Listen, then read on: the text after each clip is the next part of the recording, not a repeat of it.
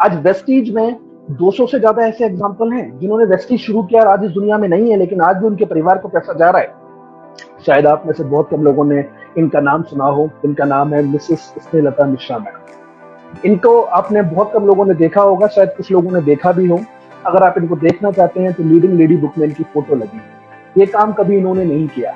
ये काम बिल्कुल इनके लिए वैसा ही था जैसे लोग आपको कहते हैं। कई लोग आपको समझाते होंगे और कई लोग आपको कहते होंगे ये तो चेन बनाने वाला काम है, ये करोगे बर्बाद हो जाओगे, बेकार का काम है, पागलों का काम है।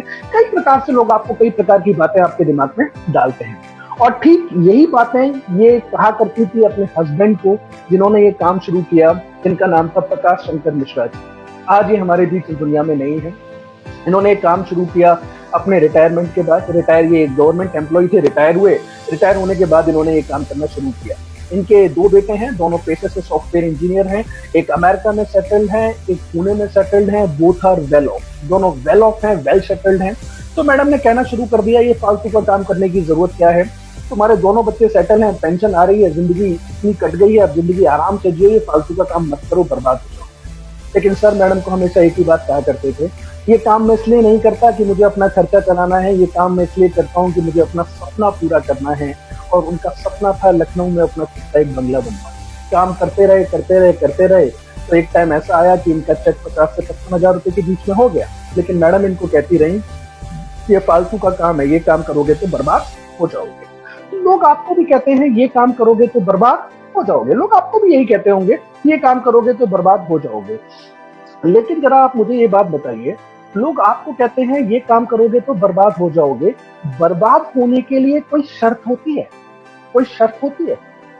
कोई शर्त होती है बर्बाद होने के लिए? आप कहेंगे नहीं, कुछ कहेंगे हाँ, लेकिन बर्बाद होने के लिए शर्त होती है। सबसे पहली शर्त होती है, बर्बाद कौन होगा? जो पहले से आबाद होगा। आबाद हम हैं नहीं, बर्बाद हम प्रॉपर हो रहे हैं। कभी आपने किसी न्यूज हेडलाइन में या कभी किसी टीवी चैनल पर ब्रेकिंग न्यूज को देखा, एक बर्बाद आदमी बर्बाद हो गया? कभी सुना आपने? आबाद हम हैं नहीं, बर्बाद हम प्रॉपर हो रहे हैं। कैसी बर्बादी है? जब हम आबाद ही नहीं है तो बर्बाद हम कैसे होंगे? तो आज इस बर्बादी को मैं जड़ से खत्म करना चाहता हूँ। जो लोग आपको कहते हैं ये काम करोगे तो बर्बाद हो जाओगे, तो पहली शर्त, बर्बाद तो वो होगा जो पहले से आबाद होगा। दूसरी चीज, बर्बादी होने के लिए बर्बाद कौन होगा? जो कुछ लगाएगा तभी तो बर्बाद होगा। जो कुछ लगाएगा तभी तो बर्बाद होगा। तो जरा सोचकर बताइए, जो कुछ लगाएगा तभी तो बर्बाद होगा। तो जरा सोचकर बताइए, इस बिजनेस में आप 50 लाख रुपए तो लगाते होंगे, लगाते हैं? आपका जवाब होगा नहीं। तो क्या 20 लाख रुपए लगाते हैं? आपका जवाब होगा नहीं। क्या 10 लाख रुपए लगाते हैं? आपका जवाब होगा नहीं। क्या 5 लाख रुपए लगाते हैं? आपका जवाब होगा नहीं। क्या 1 लाख रुपए लगाते हैं? आपका जवाब होगा नहीं। क्या 50,000 रुपए लगाते हैं? आपका जवाब होगा नहीं। क्या 10,000 रुपए लगाते हैं?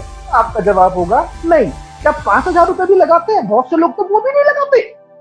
कि इंसान बिना 5,000 रुपए लगाए भी बर्बाद हो रहा है, ये कैसी बर्बादी है? कभी आपने किसी इंसान को सुना, एक इंसान ने 5,000 रुपए लगाए बर्बाद हो गया? कभी सुना आपने? कभी अपनी जिंदगी में सुनने को मिला?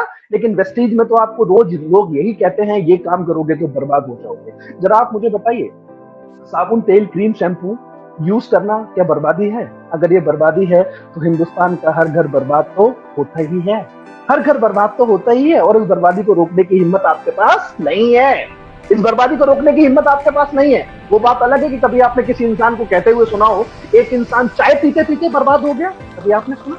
कभी ऐसा आपको सुनने को मिला कि कोई इंसान साबुन से नहाते नहाते बर्बाद हो गया? अगर ये बर्बादी नहीं है तो हमारा तो काम सिर्फ इतना सा है। तो जरा मुझे सोच कर बताइए दोस्तों, कौन सा काम है जो बर्बादी का है और लोग आपको कहते हैं कि ये काम करोगे तो बर्बाद हो जाओगे? तो आज के बाद अगर कोई इंसान आपको कहे कि ये काम करोगे तो बर्बाद हो जाओगे, तो जवाब ऐसा देना कि दोबारा उसकी पूछने की हिम्मत होनी नहीं चाहिए। तो सर का चेक हो गया 50 से 55,000 रुपए का। कहते हैं कि आने और जाने पर किसी का जोर नहीं चलता। दुर्घटनावश सर का देहांत हुआ तो दोनों बेटे मैडम के पास आए और मैडम से कहा कि अब पापा नहीं रहे, अब आप अमेरिका चलना चाहती हैं या पुणे चलना चाहती हैं? तो मैडम ने कहा कि अभी मैंने कुछ डिसाइड नहीं किया कि मैं कहाँ जाना चाहती हूँ, मुझे थोड़ा समय दो, थोड़े समय बाद मैं डिसाइड करके आपको बता दूंगी कि मैं किसके साथ जाना चाहती हूँ। इसी बात को 3 महीने हुए और 3 महीने तक इन्होंने नोटिस किया कि जो पैसा इनके हस्बैंड के टाइम पर इनके अकाउंट में आ रहा था, वही पैसा इनके हस्बैंड के जाने के बाद भी इनके अकाउंट में आ रहा था। अगर आज किसी को फालतू में पैसा आता है तो टेंशन होती है, तो इनको भी टेंशन हो गई और वो टेंशन लेकर आई इनको हेड ऑफिस और ये मिली हमारे रिस्पेक्टेड बाली सर से। और इन्होंने बाली सर को कहा कि शायद सर आपको नहीं पता है, मेरे हस्बैंड के देहांत को 3 महीने हो चुके हैं और आपने 3 महीने में 55,000 रुपए के हिसाब से 1,65,000 रुपए मेरे अकाउंट में डाला है। मैं चेक लेके आई हूँ और आपसे मेरा निवेदन है कि चेक आप अपना ले लीजिए और आपसे निवेदन करना चाहती हूँ कि प्लीज आज के बाद पैसा डालना बंद कर दीजिए, क्योंकि अब कोई काम करने वाला बचा नहीं है, तो अब काम होता नहीं है। तो बाली सर ने इनसे कहा कि मैडम ये पैसा आपको इसलिए नहीं आ रहा कि आपके हस्बैंड इस दुनिया में नहीं रहे हैं, ये पैसा आपको इसलिए आ रहा है कि आपके हस्बैंड जो आपके लिए विरासत छोड़कर गए हैं, वो विरासत आपके लिए कल भी काम कर रही थी और वो विरासत आपके लिए आज भी काम कर रही है। उस दिन इन्होंने अपनी जिंदगी का सबसे बड़ा फैसला लिया, ना अमेरिका जाऊंगी ना पुणे जाऊंगी।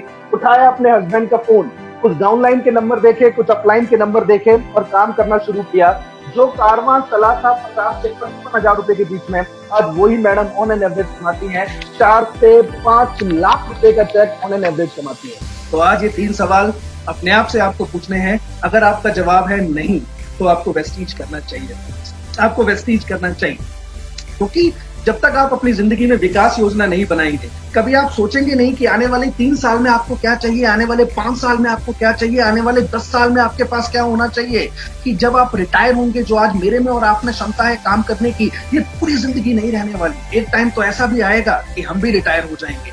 वो रिटायरमेंट आपका कैसा होना चाहिए, वो रिटायरमेंट में क्या चीजें आपके पास होनी चाहिए, ये आपको सोचने की जरूरत आज है। क्योंकि जो आपने अब तक किया उसका रिजल्ट आज आपको मिल रहा है, जो अब आप करेंगे उसका रिजल्ट आपको आगे मिलेगा फ्रेंड्स।